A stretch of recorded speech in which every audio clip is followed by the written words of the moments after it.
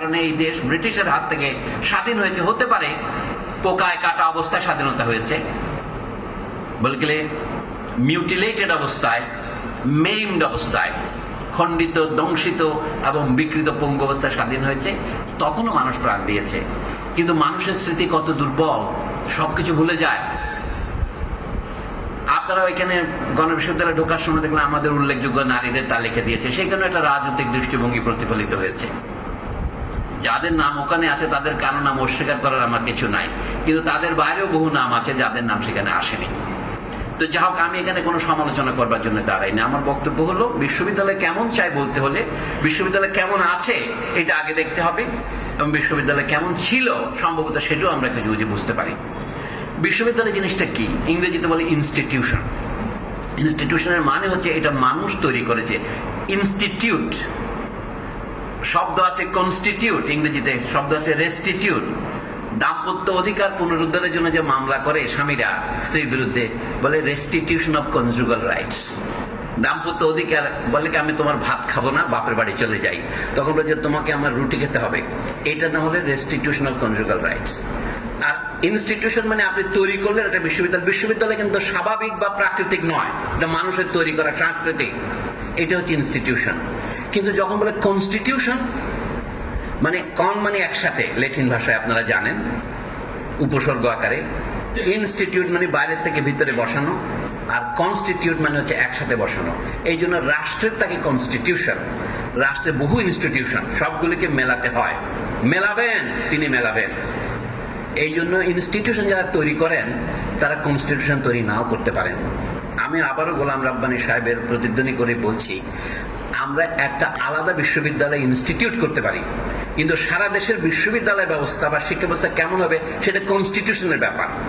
সবার সাথে একটা মেলবন্ধন আছে। কনস্টিটিউশনকে আমি দুভাবে দেখতে পারি। এক বিশ্ববিদ্যালয়ের সাথে আরেক বিশ্ববিদ্যালয়ের সম্পর্ক কি হবে, সকল বিশ্ববিদ্যালয়ের মধ্যে কি সামঞ্জস্য বা অসামঞ্জস্য থাকবে। আমাদের শিক্ষা হচ্ছে বিশেষায়িত শিক্ষা ব্যবস্থা। কোনটা ভেটেরিনারি ইউনিভার্সিটি হবে, কোনটা মেরিন বায়োলজি হবে, এরকম নানা রকম বিশ্ববিদ্যালয় হচ্ছে। এটা এক ধরনের বিশেষজ্ঞের বিশ্ববিদ্যালয় হচ্ছে। বাংলাদেশ এগ্রিকালচার ইউনিভার্সিটি দয়া করে আমেরিকানরা করে দিয়ে গেছিলেন।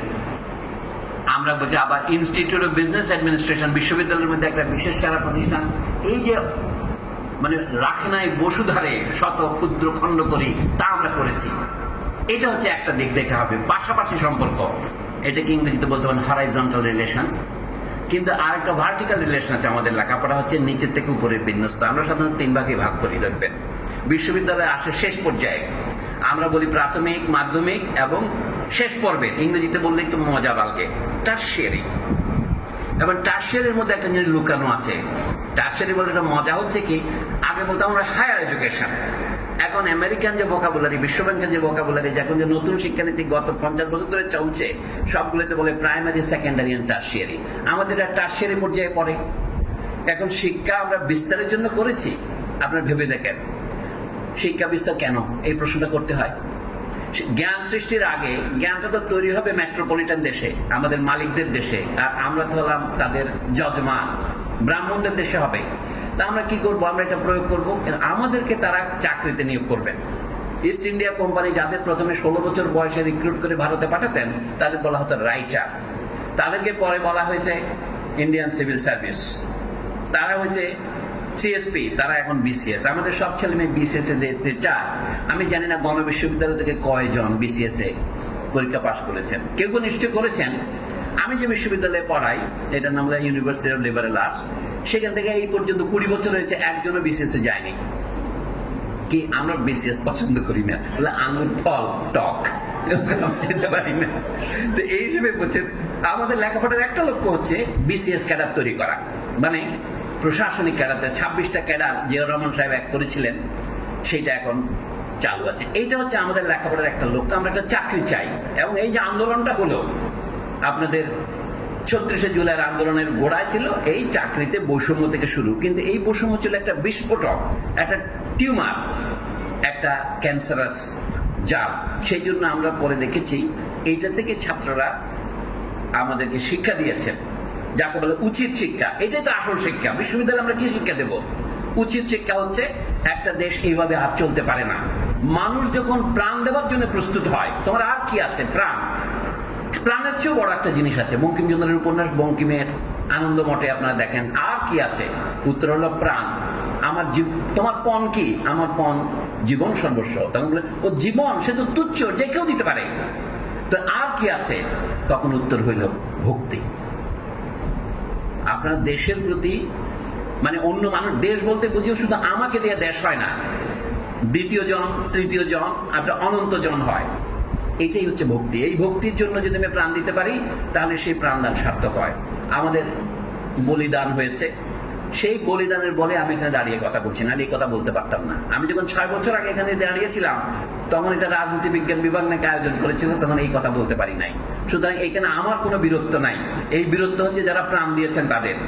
এই জন্য বলি, এই যে আমাদের উচ্চশিক্ষা, এটা হচ্ছে মূলত আমাদের, শুধু আমি সরকারের বলবো না, যেটাকে আমরা বলি জাতীয় সরকার, মানে জাতীয় সমাজ, সেটা।